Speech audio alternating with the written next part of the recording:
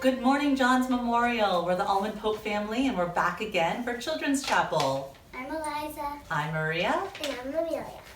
Okay, Eliza, can you kick us off with scripture? Psalms 111, verse 10. The fear of the Lord is the beginning of wisdom. A good understanding and a teachable heart are possessed by all those who do the will of the Lord. Yeah. The fear of God is the beginning of wisdom. So what does the fear of the Lord mean? Well, you're not really scared of God, but when I first heard it, I did think it was. Yeah, it's easy to say, oh my gosh, that means I'm scared of God, right? And some people kind of interpret that as I'm scared of the judgment of God. I actually think of it, and I think a lot of people think of it as respect or awe for God, right? That there is something that's so undescribable that you kind of pause and have a moment. You talk about this a lot, Amelia, when we're going through nature, right? Sometimes on our hikes, you'll see something and you say, Mom, there's that thing that I just can't explain. Yeah? And it's often something really beautiful, but complicated, not beautiful in a traditional way, but kind of just all put together in this way that takes your breath away, right? But nobody else can see it. But nobody else can see it quite in that same way that you can, right? So the fear of the Lord. And what is wisdom? It's kind of like, it's kind of hard to explain, I guess.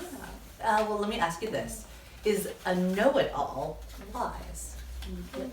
No, right? A know-it-all is not wise. You can have all the knowledge in the world and not be wise.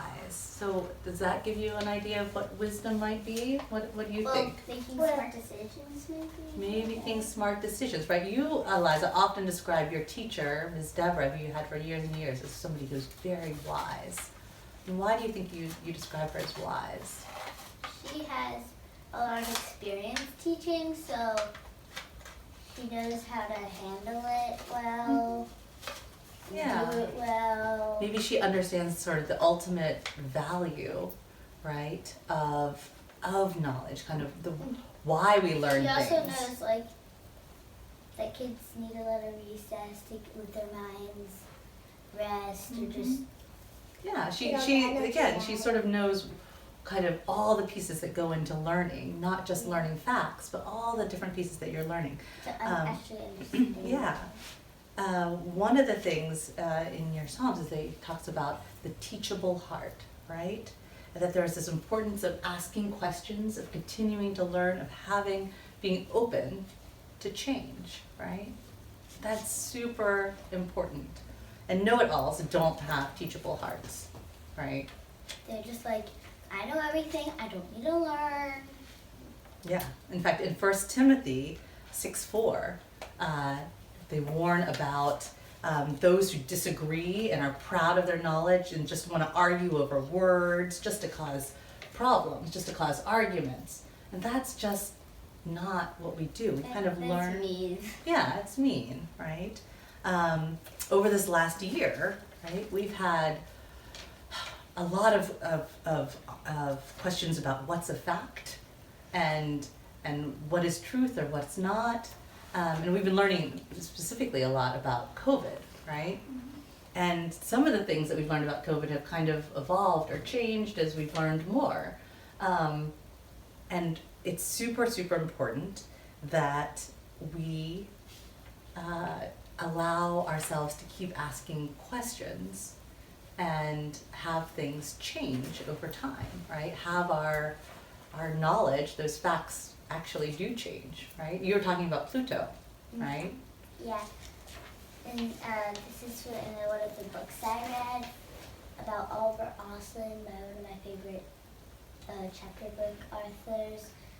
Miss O'Neill, his teacher, they were talking about outer space, and they were like, Pluto isn't considered a planet anymore because of its size.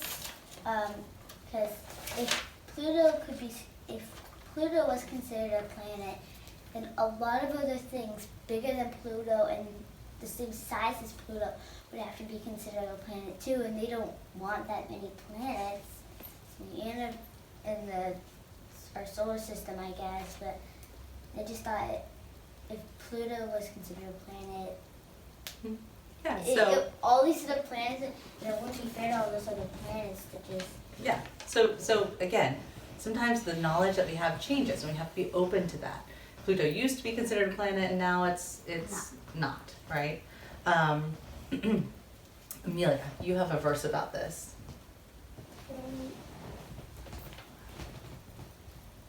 The First Corinthians. Chapter 8, verse 2. Those who think they know something still have a lot to learn. Those who think they know something still have a lot to learn. That's right. Always learn more. Yeah, exactly.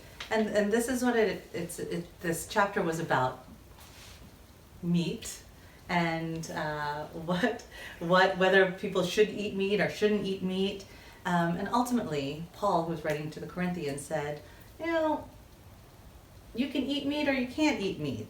Food isn't the thing that brings us closer to God, and we have to know what our ultimate value is, what our ultimate goal in all of these rules. These rules can protect us, right? And they should help us, love God and love others, right? Mm-hmm. And help us be safe. And if they don't, then we have to sort of reevaluate those rules. One of the wonderful things that kids always do is remind us that we ask all these hard questions. You ask all these hard questions. I never thought I never thought my kids would ask a question like this. Then you don't know the answer. Mm-hmm. Help you realize that even you might not know. That's right. That sometimes we don't know as much as we sometimes think we do.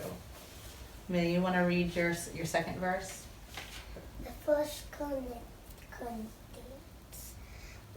chapter 13, verse 2. I might understand all mysteries and have all knowledge. I might even have enough faith to move mountains. But if I don't have love, I'm nothing. Right. Again, you can have all the knowledge in the world, but if we don't have love, we are nothing. Keep asking why, keep learning, keep having that teachable heart and the wisdom to know what you don't know. Right? Okay. Open my eyes so I can see, ayo, ayo, the wonderful things you have for me, ayo, ayo. Open my eyes so I can be, ayo, ayo, all that you have planned for me, ayo, ayo. Hi. God's peace be with you. Peace. Virtual hugs, elbow taps. We love you. High fives. Pika pika. Bye. Stay safe, everybody. God bless. Mwah. Have a wonderful day, and we hope to see you all soon. Bye everyone. Thank